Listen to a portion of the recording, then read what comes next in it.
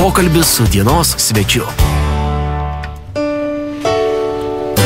Radio stoties RS2 eteryje atėjo metas laidai Pokalbis su dienos svečiu ir šiandieną mūsų studijoje svečiuojasi atvyko būtent spektaklio Kasykla, kuri bus premjera būtent gegužės 12 dieną Valstybinėme Šiaulių dramos teatre. Būtent šios kūrybinės grupės atstovai, tai spektaklio režisierius ir scenografas Artūras Areima, labadiena. Labadiena. Taipogi teatro meno vadovas Paulius Ignatavičius, sveiki. Sveiki. Ir aktorius Valerijus Kazlauskas, kuris yra specialiai pakviestas šiam spektakliui bei atlieka pagrindinį vaidmenį. Labadiena. Sveiki. Kągi, iš karto galbūt nieko negaiždami ir pradėkime nuo būtent minėtosios pjesės, tai galbūt norėtųsi sužinoti apie ją daugiau.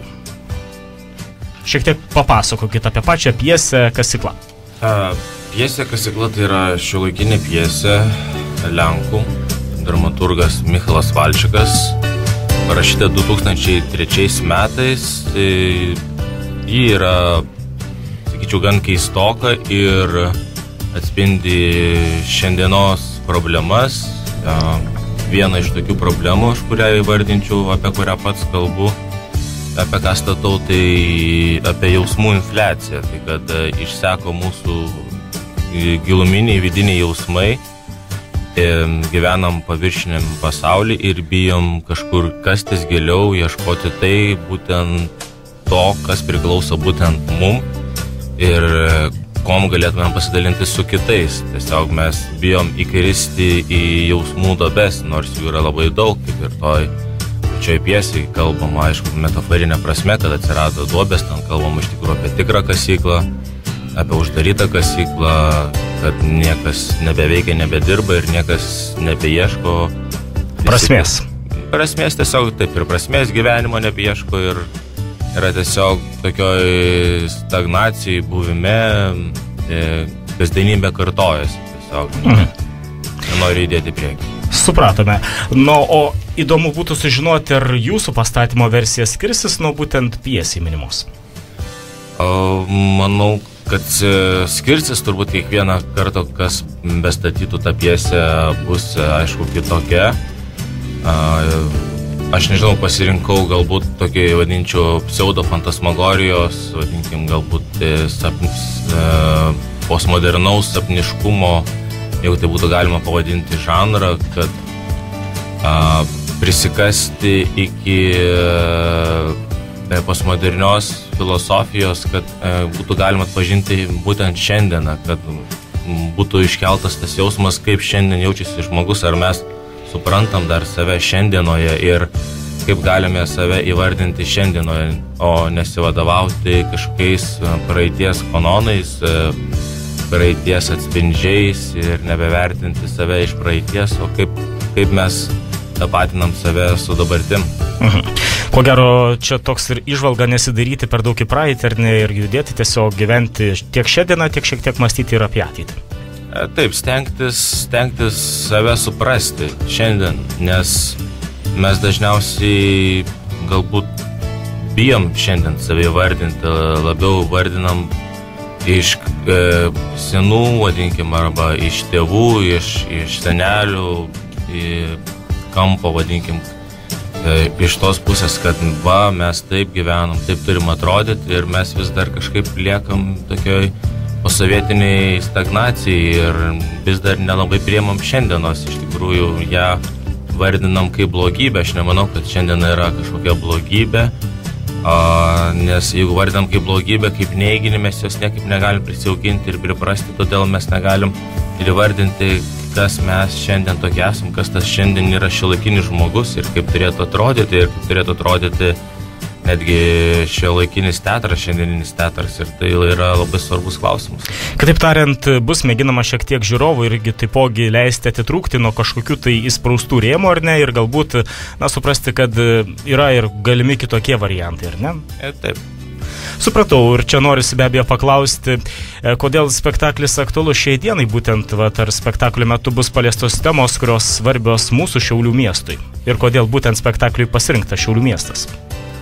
Kaip ir minėjau apie tas šiuolaikinės ir šiandieninės temas, kad svarbu suprasti save šiandienoje, o kodėl aktualu Šiauliam turbūt aš kaip pats esu iš Šiaulių kilęs ir kai grįžtu, matau, kad truputėlį trūksta vieno amžiaus žmonių. Turbūt jaunesnių.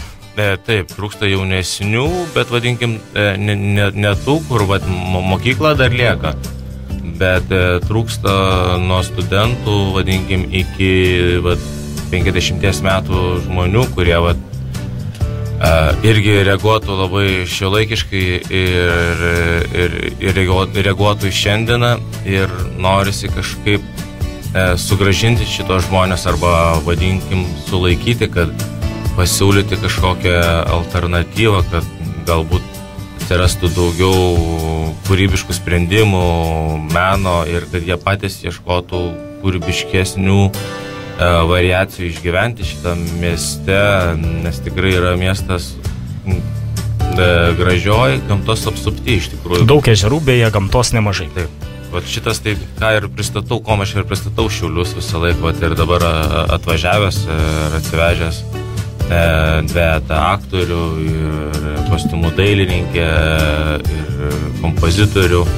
Visą laiką vežu parodyti gamtą svarbiausia. Miestas galbūt nėra ypatingas kažkom, bulvaras ir tiek ir daugiau. Kaip ir daugelį miestų. Taip, ir sovietiniai tie pastatai, bet gamta tikrai yra įspūdinga ir mes kaip Šiauliai galima tuom didžiuotis, tik tiesiog reikėtų ieškoti, kaip mes dar galėtumėm tai pateikti ir pradėti mylėti. Ir mylėti save šiandienoje ir nesijausti provincialiais ir nesustoti kaip šitas miestelis pjesės.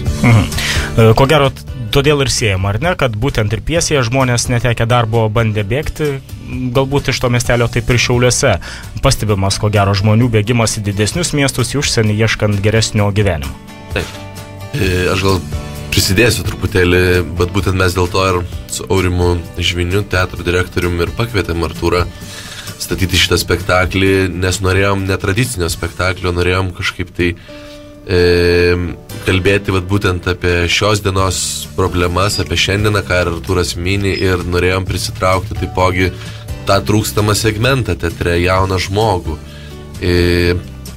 Ir galima sakyti taip truputėlį ir atgaiva pačiam teatrui bus, aš taip įsivaizduoju, šitas spektaklis, nes jisai bus iš tikrųjų kitoks negu pripratę yra žiūrovai prie Šiaulių dramos teatro spektaklių. Tai yra kaip ir mes rizikuojam, bet aš manau, kad ta rizika jinai tikrai pasiteisins ir kad tokio spektaklio, tokio netradicinio, tokio kitokio, tokio postmodernaus, tokio šiandieninio spektaklio reikia būtinai Šiaulių dramos teatrui, nes mes turim kalbėti apie šiandieną ir šiandienos kalbą, šiandienos liežuviu tuo.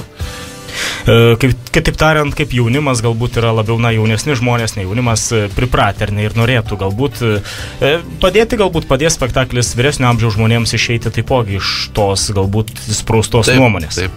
Taip, aš manau, kad čia ir visiems, ne tik jauniems, aišku, galbūt daugiau koncentruotas į jaunus žmonės, bet tiems, kurie dar yra jauni ir masto širdyje, kaip sakant,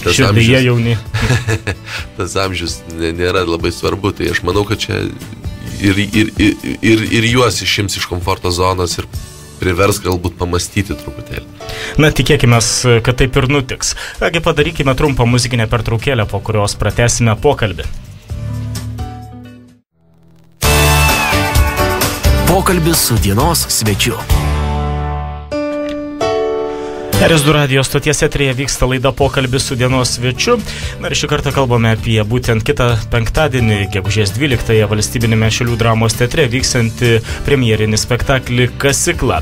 Na ir šiandieną mūsų laidoje svečiuojasi spektaklio režisierius, scenografas Artūras Areima, teatro meno vadovas Paulius Ignatavičius, aktorius Valerijus Kazlauskas, kuris yra specialiai pakviestas šiam spektakliui. Kągi, ko gero, čia norėtųsi vėlgi paklausti režisieriaus, ir ar tai yra pirmasis jūsų kuriamas spektaklis pagal minėtojo autoriaus kūrybą? Deja, ne. Tai yra antrasis spektaklis pagal šio autoriaus. Aš kaip tik ir pradėjau nuo šito autoriaus. Tai buvo dar 3 kurse buvo pats pirmas spektaklis, dar prieš diplominis. Tai žodžiu jau antrasis. Taip. Smagu. Kągi, tuomet norisi dabar ir paklausti, galbūt apie patį spektaklį, apie juose vaidinančius žmonės, galbūt išduosit ar neišduosit paslaptį, kas vaidins spektaklyje. Galima išduoti. Taip. Išvardinti, kas vaidins. Nebūtinai visus, bet galbūt keletą galima. Tai kaip žinom, Valerijus Kazlauskas vaidins, Giedrė Žaliauskaitė vaidins, Paulius Ignatavičius irgi vaidins. Žodžiu, daug bus. Ir Aurimas Žvinys vaidins, irgi teatro direktorius, ir Juozas Bindokas, Aurimas Pintulis, Mindaugas Jurevičius, ir Anicetas Gentvilas, ir dar daug. Daug kitų supratome. Žodžiu, palikime dar ir šiokią tokią intrigą, kas ateis pamatys, ar ne? Kągi, kaip ir užsiminėt, būtent šiam spektakliui specialiai pakviestas ir aktorius Valerijus Kazlauskas, kuris atliks pagrindinį vaidmenį, ar ne? Taip. Kągi, tai ar norėtųsi būtent ir paklausti šio aktoriaus, ar tai pirmas jūsų apsilankymas Šiaulių mieste, būtent vaidinimas Šiaulių grupės komandoje? Šiaulių grupės komandoje tai taip, ir šitam teatre irgi pirmas apsilankymas bus, bet teko dalyvauti performance viename, kuris buvo festivalyje Virus kažkoks, tiksliai nepamenu, bet... Virus. Jo. Tai, teko, ne pirmas kartas Šiauliuose, bet, kaip sakiau, teatre, tai taip. Bet, žodžiu, greitai apsisprendėt, prisitaikėt? Jo, kažkaip labai lengvai priėmė komandą ir smagu dėl to. Kažkaip viskas labai sklandžiai vyksta. Tai... Smagu girdėti. O beje, ar ilgai svarstėt vaidinti šiame spektaklyje, ar ne? Nebuvo tokio pasirinkimo iš tikrųjų. Buvau atvežtas ir... Per prievartą. Supakuotas. Tai taip, neteko ilgai svarstyti. Žodžiu, viskas labai greitai apsisprendėt ir atvykot. Taip. Na, smagu, žiūrėsime spektaklį, tikrai lauksime ir stebėsime. Nuo dabar galbūt vėlgi pakalbėkime apie patį dar spektaklį ir apie jo scenografiją. Ką galite papasakoti apie ją? Apie scenografiją gal norėčiau palikti paslaptį. Aš norėčiau, kad atėjęs žiūrovas pamatytų ir jam būtų tas pirmas įspūdis, kas tai yra, kur tai yra ir kas tai vyksta. Nelabai norėčiau vardinti, galbūt šitie, kurie girdi ir klausosi šiuo metu, nes pradės piešti vaizdus, bandys įsivaizduoti, ar kaip bus netapatus vaizdas su sceniniu vaizdu. Kažkaip dings tas pirmasis įspūdis, tai palikim paslaptį. Supratome, taip ko geriau yra, nes kartais mes patys galime susikurti savo klaidingų vaizdinių ir po to nusivilti. Kam to reikia, ar ne? Taip. Kągi, čia dar norėčiau be abejo paklausti apie tokį dalyką, kad, tenka girdėti dar karts nuo karto iš žmonių, kad, teatras toks dalykas, ypač jaunesnių žmonių tarpe, kad ko ten eiti, žodžiu, nėra ką pamatyti. Ką jūs manote, ar ką galit pasakyti šiuo atveju? Kad taip jauni kalba? Nebūtinai yra žmonių, kurie galbūt į teatrą nelabai vaikšto, sakykime. Turbūt į tą tradicinį ir tą nuobodų teatrą pritarčiau šitai nuomonei, ką ten eiti ir ką ten pamatyti. Pats nemėgstu šito teatro ir nežinau, bet apie tai, kad šiandieninį teatrą, šiuolaikinį teatrą ir kad jisai kuo daugiau rastųsi ir ką pamatyti tikrai yra ir domėtis šiandieniniam tendencijam tikrai yra labai svarbu ir pradėti galvoti, kuom skiriasi teatras ir kinas ir kuom gali būti artimiau teatras kartais nei kinas. Nes mes dažniausiai dabar, galim sakyti, esam video medijos karta, turim labai lengvas prieigas, internetas, filmai beveik nemokami, iš tikrųjų net į kino teatrus nebeinam, bet vienas iš dalykų yra teatras, tai yra kolektyvinis žiūrėjimas, kolektyvinės sąmonės arba kolektyvinės energijos buvimas ir atlieka gyvi žmonės, tai yra susitikimas su jais, matymas yra, ką dabar žmogus išgyvena ir tai yra vienintelis likęs šiandieninis, vadinkim, gyvas buvimas ir gyvas matymas ir susitikimas, dialogas čia ir dabar. Ko žmonės, ko gero, nepamatys tikrai niekada nuėję į kino salę. Taip, čia vienas iš tų dalykų, kuris, ko gero, tikrai pritraukia žmonės. O kaip manot, ką reikėtų galbūt padaryti, kad, galbūt žmonės, tie, kurie labiau skeptiškai žiūri į spektaklius, pradėtų labiau eiti juos? Ką reikėtų padaryti? Reikėtų čia jau komunikacijos klausimas, iš komunikavimo klausimus. Aš manau, kad reikėtų vis drąsesnių kelių, ėjimų, didesnių dialogų tarp kūrėjų ir žiūrovų. Visų pirma, aš tai vadinčiau vieną dalyką suplėšyti uždangą, nes nereikalinga yra, man atrodo, uždanga. Kad liktų kuo mažiau paslapties. Taip, kad mes nekurtumėm pseudo tos paslapties, kad teatras yra kažkokia šventovė, tiesos, kažkokios labai rimtų kalbėjimų aikštelė, o iš tikrųjų, kad tai būtų galbūt aikštelė paprasto dialogo arba atradimų aikštelė, kad tas žiūrovas, kuris ateina, jisai rastų būtent šiandienoje savo atsakymus arba, man tai svarbiausia, netgi ne atsakymus, klausimus.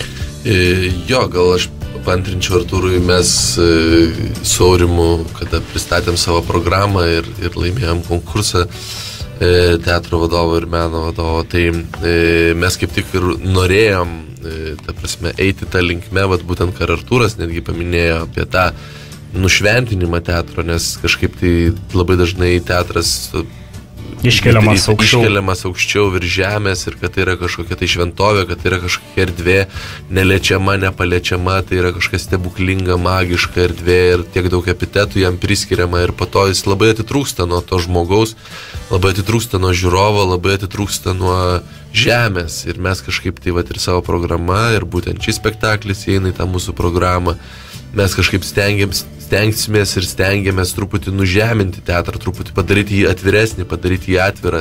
Teatras taipogi Šiaulių dramos teatras dalyvavo ir dalyvauja miesto šventėse, kažkokiose miesto renginiuose. Mes norim būti atviras teatras, norim būti atviras dialogui teatras ir kad tik tais kaip sakyt, kuo arčiau būtumėm to žmogaus, kuo arčiau šiandieninio žmogaus, tiek savo tema, tiek pastatymais, žodžiu, tiek ir kalba teatrinė. Supratau, žodžiu, reikia kuo labiau stengtis ar ne įsilieti į šių dienų gyvenimą.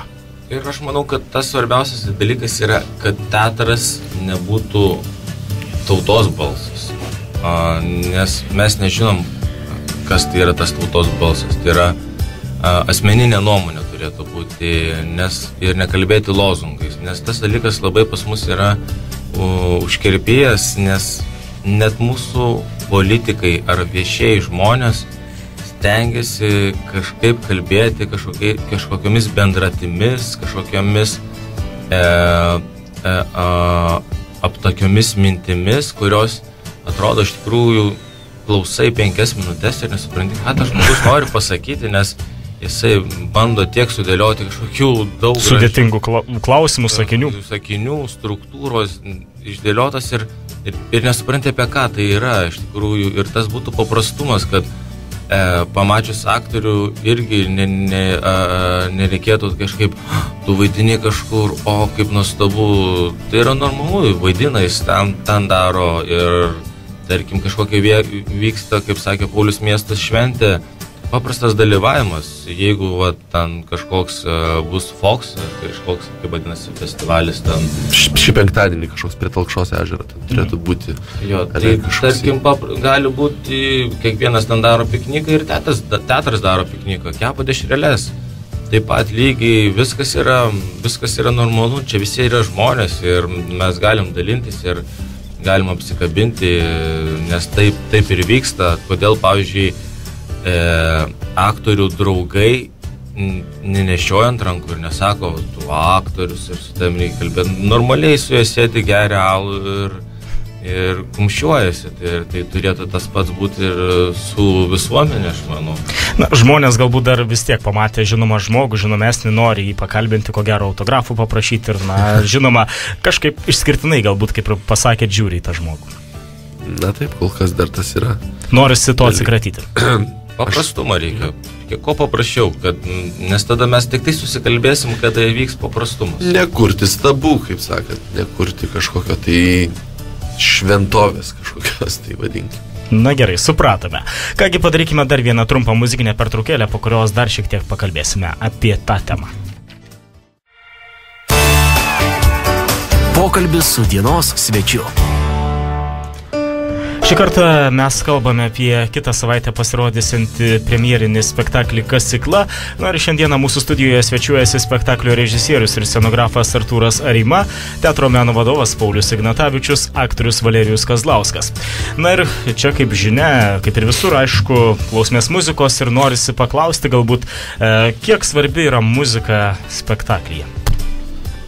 Aš vis laik muziką laikau kaip dar vienu veikėjų personažu, nes tai iš tikrųjų mezga dialogą arba eina išvien kartu su aktorium, eina kartu su atmosfera, kuria, vadinkim, pačią atmosferinę temą, palaiko tam tikrą dažnį. Aš manau, kad apskritai yra viskas yra garsas ir aktorius yra, kuris skleidžia tam tikrą garsą, kiekvienas pasakytas sakinys irgi yra muzika ir čia galbūt naudojam irgi nebūtinai tokius, vadinkim, kažkokias melodijas ar muzikinius tokius failus, labiau vyksta atmosferiniais garsais, kurie vadinami muzikiniais terminais, dronai, ambientai,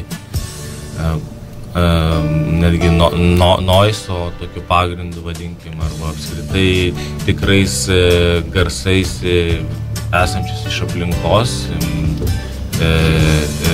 sintizuotais įvairiais mikšeriais, efektais. Elektroniniais priedais. Taip. O galbūt išduosit, kokią muziką spektaklio metu skambės? Tai apie tai ir yra, kad šitą ką ir kalbėjau, elektroninė, šiek tiek vadinkim, labiau atmosferinė, tai kad net kartais sunku bus yra suprasti, ar skamba muzika, ar čia yra nuotaika, galbūt šiek tiek, aišku, yra ir lengvo, kaip čia vadinti, roko, lengvos elektronikos, bet tai labiau iš tikrųjų vidinė atmosfera. Aš turiu klausimą, tu pats parinkinėjai ar kažkas kitas? Ne, daugumą tai kūrė Dominikas.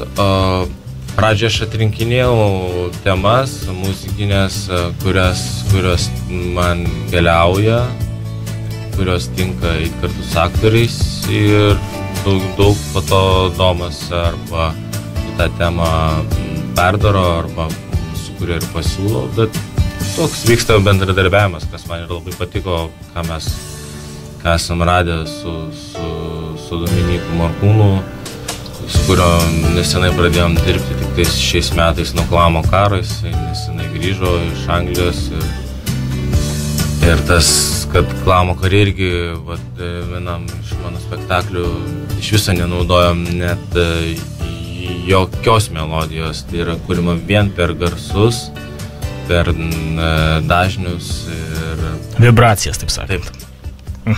O čia, kadangi apie muziką kalbam, galbūt jūs visi išduosit, kokią patys muziką mėgstat, kokiai prijaučiat, kokiam stiliam? Aš tai mėgstu, sakyčiau, labai įvairią, dėl to, kad tai susiję netgi ir su darbu, tai susiję su vaikystė, nes tėtis laikyčiau melomanų, buvęs, aišku, irgi didžėjus ir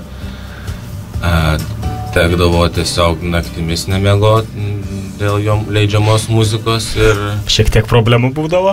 Jo, ir kad turėdavo atpažinti, kokia tai grupė ir koks albumas kelintais metais išleistas, nors tavo 7 metai ir... Tai turbūt jau susikaupė didelė duomenų bazę. Jo, jis tik nemėgsta klasikos. Man klasika patinka. Aš keliauju ir nuo klasikos, ir iki elektroninės, ir iki visiškai šiuolaikinios postmodernios muzikos, kur jau galima sakyti sunku įvardinti, ar kas tai per stilius. Eksperimentinė tokia galbūt daugiau. Jo, jau netgi viršė, netgi eksperimentai, jau vadinasi instaliacinė, kaip pagal vaizdą kūriama muzika, vadinama ta atmosferinė. Taip. Nežinau, aš taip pat kažkaip tai labai nepriskirčiau savęs prie kažkokių tai stilių, kad mėgstu būtent tokį ar anokį stilių. Iš tikrųjų, gana spontaniškas tas muzikos klausimas yra ir tikrai taip pat ir klasiką mėgstu, taip pat ir šiuolaikinę elektroninę muziką. Galbūt daugiau klausausi, gal daugiau visgi gal daugiau tokios elektroninės šiuolaikinės muzikos daugiau klausausi, bet šiaip tai nepriskirčiau savęs prie kažkokio tai ypatingai vienokio ar kitokio žanro. Jo. Aš irgi manau, kaip ir visi, negalėčiau priskirti savęs prie vieno žanro. Kažkaip keista, manau, labai retas žmogus dabar klauso būtent vieno kažkokio. Tai irgi klausau įvairios muzikos, nežinau net kurios daugiausiai. Sunku būtų pasakyti, ar tos senesnės, ar naujesnės? Naujesnės, aišku, kažkaip. Ant liaudiškų dar dabar patraukia tokių kažkodėl. Lietuviškų? Lietuviškų, taip. Toks atradimas buvo įdomus. Aš manau, yra mūsų liaudis sukūrus tikrai daug gražių dainų, apie kurias galbūt daugelis iš mūsų net nežinome, pamiršę esame. Jo, aš galvoju, kad jas būtų įdomu konvertuoti į elektroninę muziką, tokia būtų irgi įdomu, motyvai liaudiški ir tokie... Daroma. Bet... Ir jau labai senai darė, netgi Eksemai tokia... Taip, tai buvo tokia grupė, kuri... Darė, kur šie albumai išleidė ir dabar daroma, teatre pritaikoma. Daug šitos muzikos, aš manau, bet mes nežinom iš tikrųjų, kiek mes turėjom irgi geros elektronikos, senesnės, kiek turėjom roko grupių, aišku, labai keisti pavadinimai, gintarėliai, antanėliai, bet iš tikrųjų labai nuostabios grupės buvo ir tikrai ne ką mažiau vertesnės, neigu buvo pasaulinio lygio. Kas dabar girdi, ko gero paieškokit, paklausykit. Gintarėliai. Kažką naujo reikėtų sužinoti, ar ne? Kuo daugiau klausom galbūt ir muzikos, sakykime, nepriskiriam savęs kažkokiam žanrui, tuo ir plečiasi mūsų pasaulėžiūra taipogi. Taip, bet aš manau, čia yra kaltas YouTube'as. Kuriame visko yra. Taip. Ir iš karto atsidaroma ir išmeta tau išmetama iš karto siūlo, ką klausyti. Jo, nes anksčiau buvo galbūt skirstėmės, kas tu toks esi reperis, rockeris, reiveris ir taip toliau, dabar tikrai... Jo, dabar išsitrynusias tos ribas visiškai yra. Ir pati muzika tokia pasidariusi, kur daugelis atlikėjų taipogi savęs net nebepriskiria vienam žanrui, nes labai į daugelį orientuojasi. Taip. Na kągi, tiek apie muziką, tai iš ties, aš manau, būtų galima kalbėti daug, tačiau dar norisi sugrįžti prie minėtojo spektaklio, kuris jau gegužės 12-ąją bus rodomas Valstybinėme Šiaulių dramos teatre ir galbūt dar pabaigai norėtųsi, bent jau trumpai visą kūrybinę grupę galbūt pristatytumėt. Taip, kūrybinę grupę galima pristatyti taip.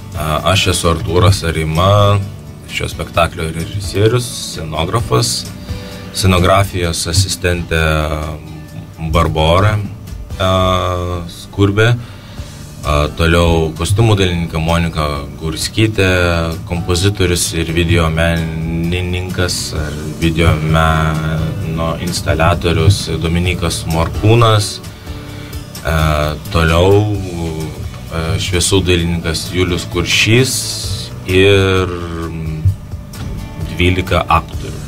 Žodžiu, daug. Taip, labai daug. Kągi, lauksime minėtojo spektaklio, kuris jau, kaip ir minėjome, kitą penktadienį, būtinai apsilankykite. Na ir trumpas jūsų palinkėjimas, galbūt visiems klausytojams, ką norit pasakyti.